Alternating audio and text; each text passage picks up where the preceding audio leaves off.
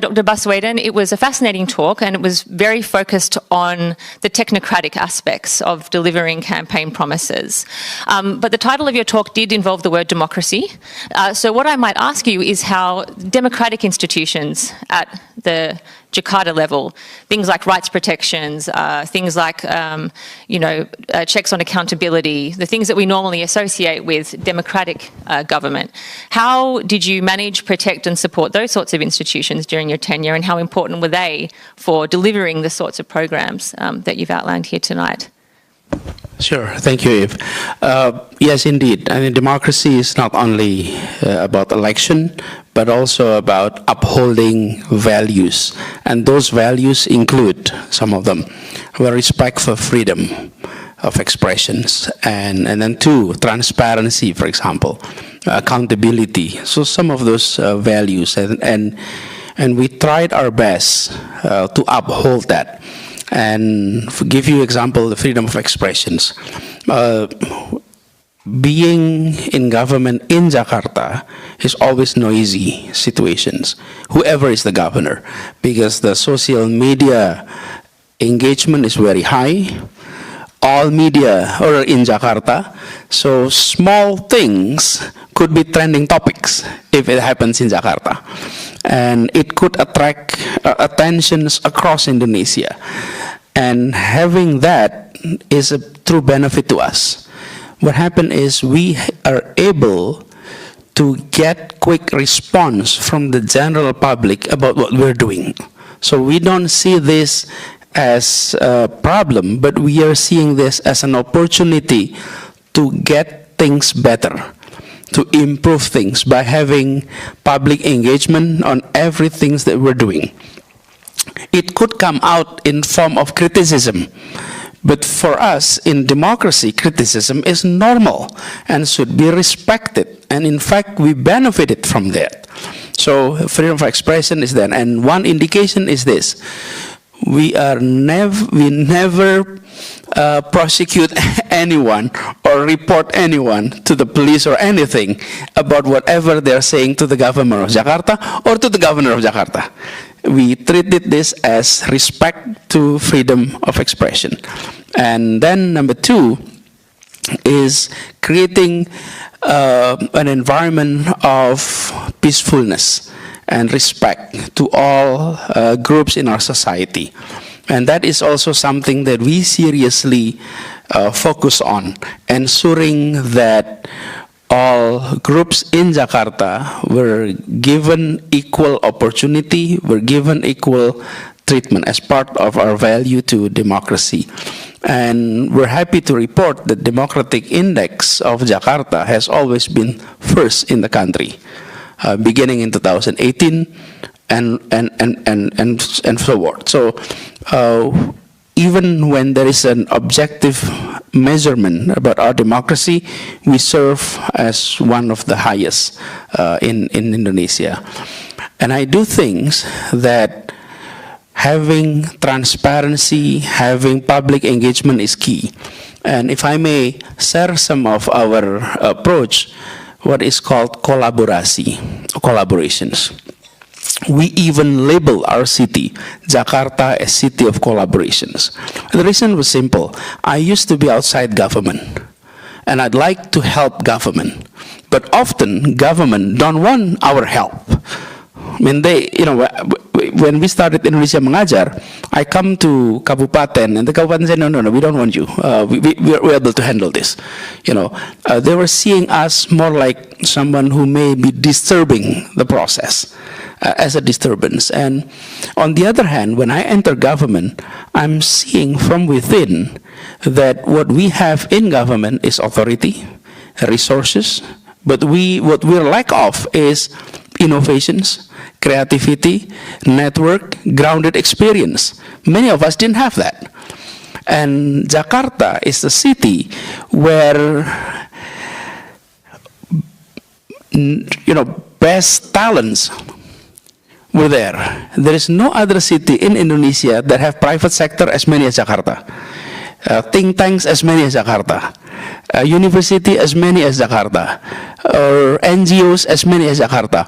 Why should we in government do everything on our own? Why don't we invite them to join and work together? And this is, again, the principle of democracy. So I mentioned earlier about the reform on transportations. In fact, we are inviting NGOs, think tanks from Jakarta as well as from international to work together with us. So many of the reform that we're doing, the idea didn't come directly from us, but from our partners. And when they're involved, they are also seeing what we're doing. They're also monitoring what the bureaucracy is doing. And they're giving feedbacks. Things that they didn't like, things that they criticize, it's things that is not right, they report it to us. And yes, it requires extra energy, but at the end, we improve the quality of governance and the delivery of that process. Thank you very much, Pak. Okay, so questions from the audience. I've got Nava here, Hal Hill, and the gentleman there at the back with the shirt on there. So that's three, and we'll take three at once if we can. So one microphone. Nava, one up here. Yeah.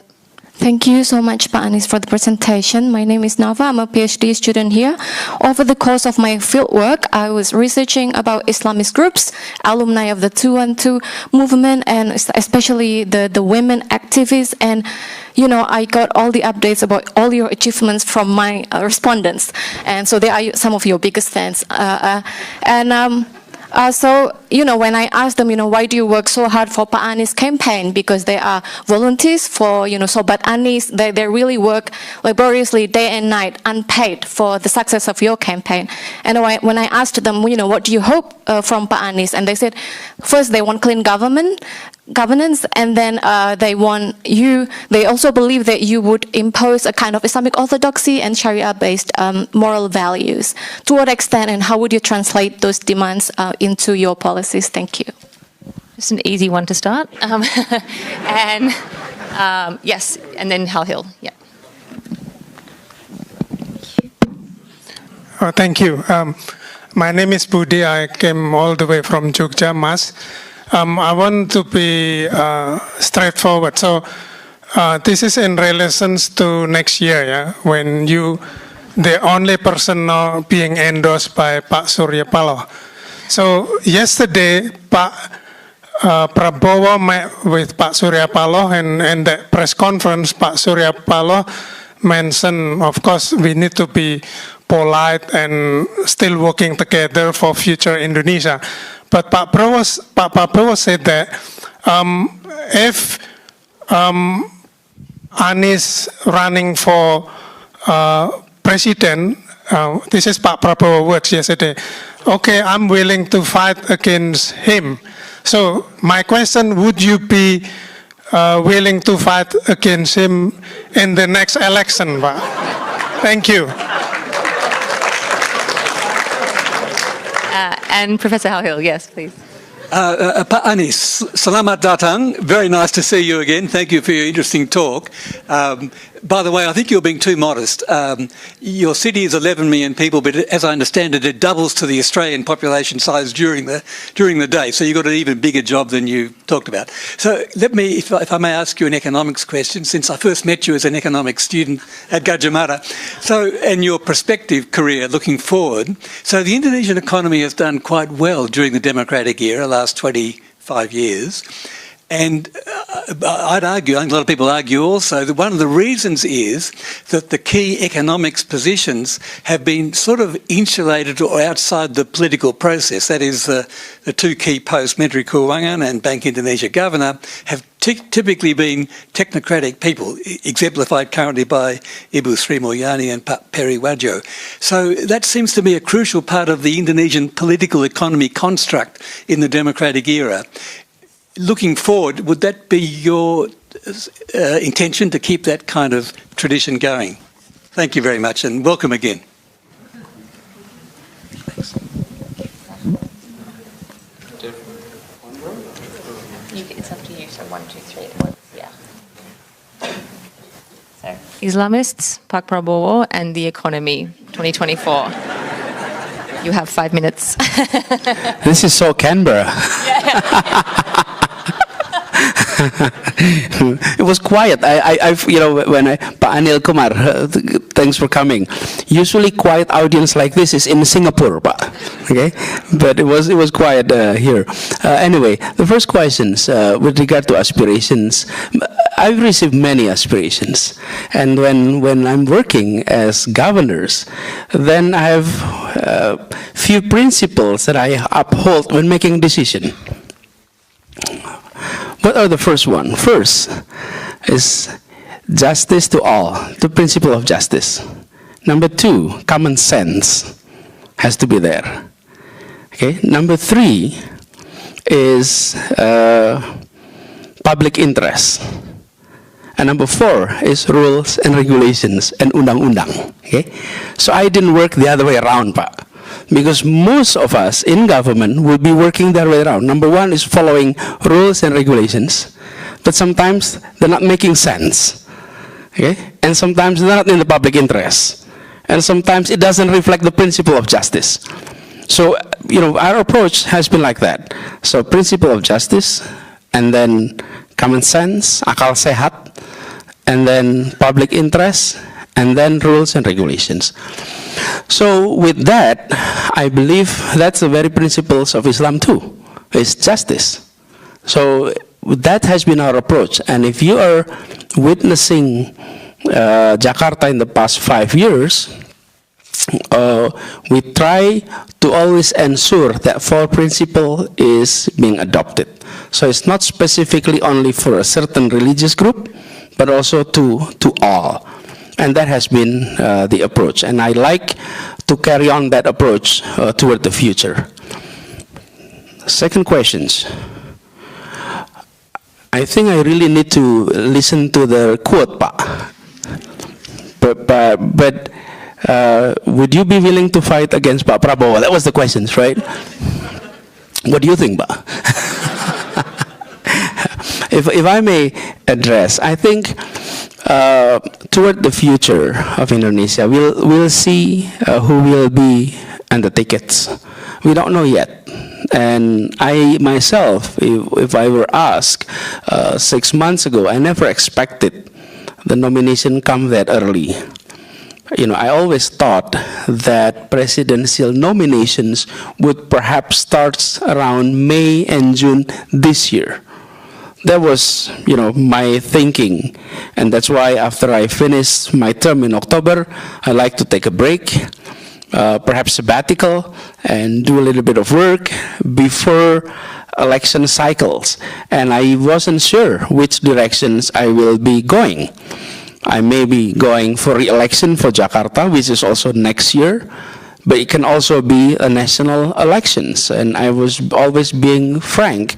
I wasn't sure. Why? Because I'm not the leader of a political party. I cannot nominate myself through political parties. For the gubernatorial elections, non-partisan candidate is possible. But for the presidential elections, there is no non-partisan candidate. So it has to be nominated by political party.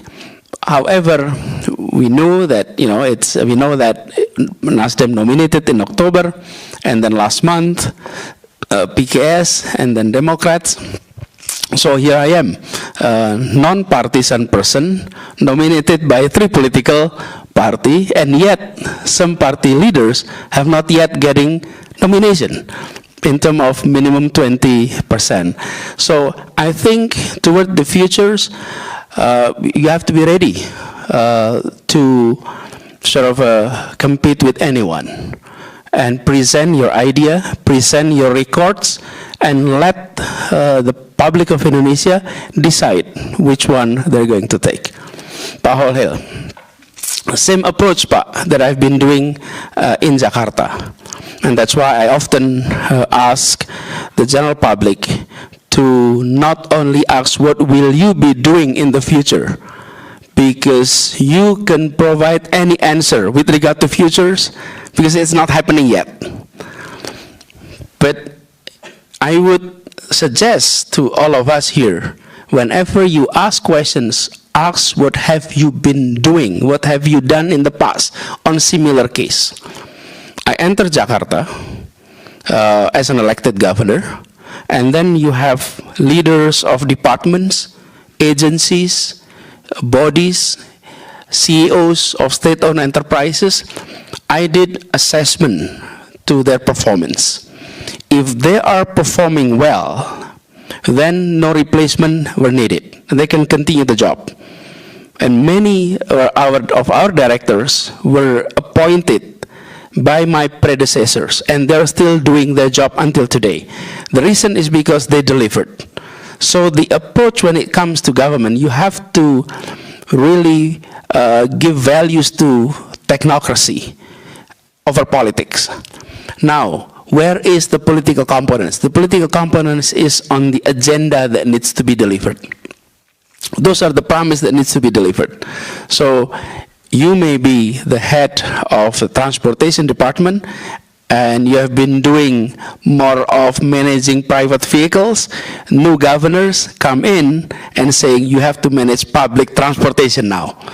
You deliver it, but this is the content. This is the political agenda that you need to deliver. But who delivers it? The technocrats. And so that was something that I have adopted in the past, and I think we will value that in the future. And on the other hand, when it comes to cabinet ministries, there are portions which political parties would like to have their candidates and their people to be in. And I think that's a reality of politics everywhere. What is important for the leadership is to have clear vision, translate it into clear agenda, translate it into clear KPIs, and then have a unit that is doing the monitoring of the execution. So the individuals could come from anywhere. But if you don't have that delivery units that monitor that, many of those promises, many of those vision agenda could be lost on the way. Now, Indonesia benefited from the fact that we have technocrats in the ministerial posts. However, that doesn't guarantee you that they will be doing what the leaders wanted to do. They will not be partisan, but that doesn't mean non-partisanship is according to the agenda of the leaders. So I think this is two different things. But having the technocrat is good, but having clear agenda, clear priorities, and clear KPIs is as important. Otherwise, non-partisanship could go on their own way, not in the way that the leaders is envisioning. Begitu Pak Holil. Terima kasih. Thank you very much. We are actually on time at 7 o'clock. I'm okay, yeah. You're okay. If anyone does need to leave, that's fine. But Pak Anies has been very generous and is happy just to go a little bit over time because we're running a bit late. So other questions, if we could keep them super, super brief. This gentleman here was so fast, I have to give him the microphone. Pak Terry over here, and then we'll see how we go for time.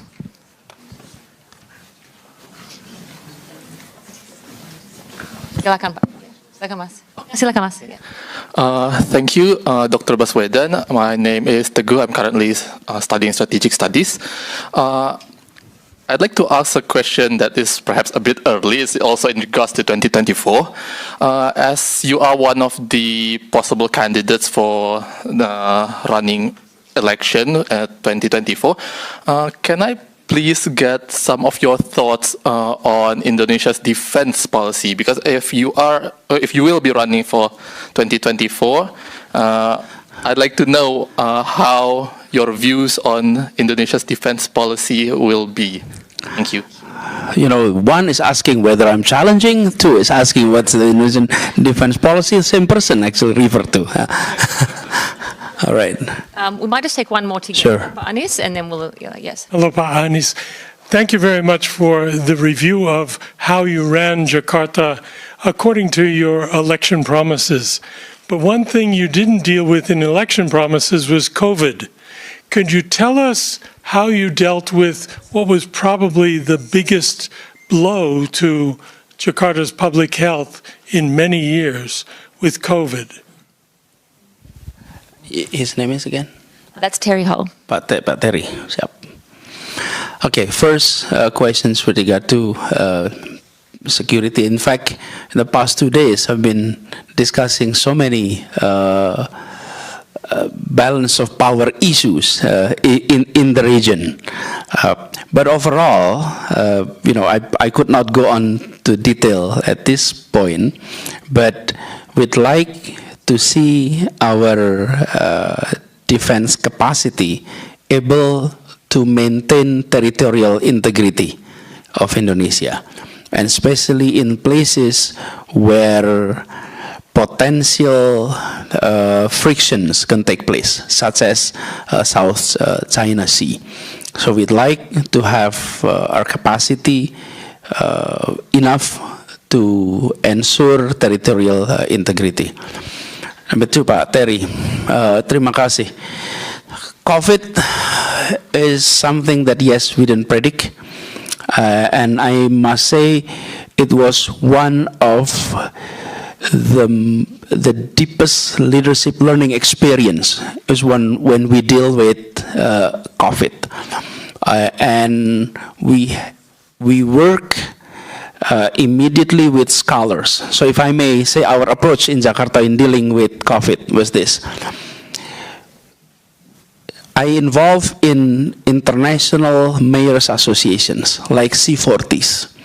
So in early January on 2020, early February, mayors were having meetings.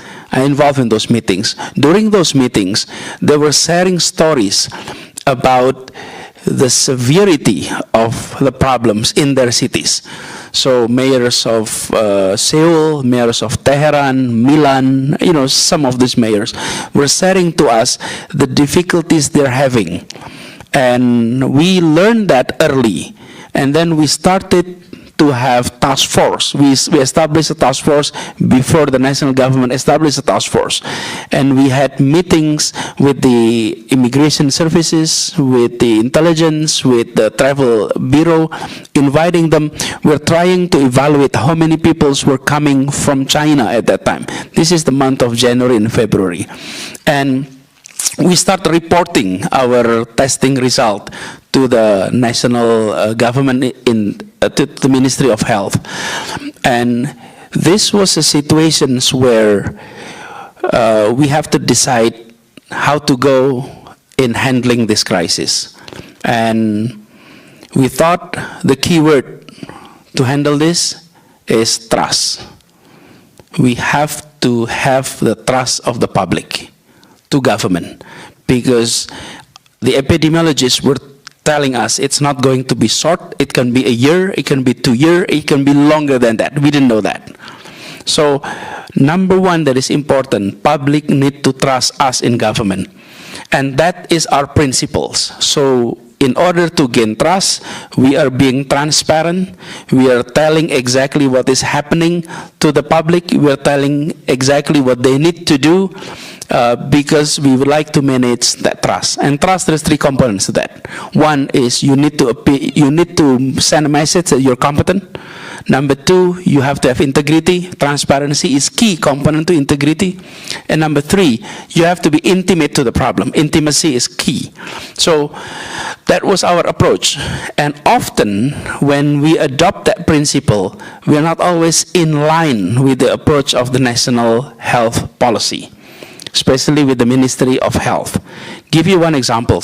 We send samples of our patients in hospitals to the Ministry of Health, and they always come back, they never come back to us. So we didn't know whether this is positive or negative. We have sent quite a few, more than 200, I believe, by early March. So I decided in March 1st to go public, saying we have submitted PDP at that time to the Ministry of Health, but we are not receiving response. And the Minister of Health was responding in a negative way, saying that there is no case at all. A day later, it was announced the first 2 cases of COVID at that time. And then Jakarta government is the only government that manages funeral services and cemetery. Average funeral services for the past 2 years, so 2018, 2019, monthly average is 2,700 services. in the month of March jumped to 4,300, right? And the month of April, it reached 4,500. This is no small numbers in terms of funeral services. Something must have gone wrong. And then we're looking at the bills in the hospitals. The pneumonia bills doubled. Something must have been wrong. And we're in the situation in which, on the one hand, you're listening to mayors across the globe saying there is a problem. On the other hand, we're talking to the Ministry of Health, who are trying to isolate this problem and say, you know, this is not a big deal. And then you're talking to the general publics who are worrisome. And that was the time that we decide we will go public, we will create our own policies and move forward with bold policies on protecting our citizens. We may not be popular, but I told our team, let's not worry about what people write about us today, what the social media says about us. Let's worry about what historian will be writing about us in the future, because that's what matters. So that's the approach. And I'm glad that a year later, our policy and the national government policy is synchronized. But it takes a few months for that approach, to a synchronized approach to happen.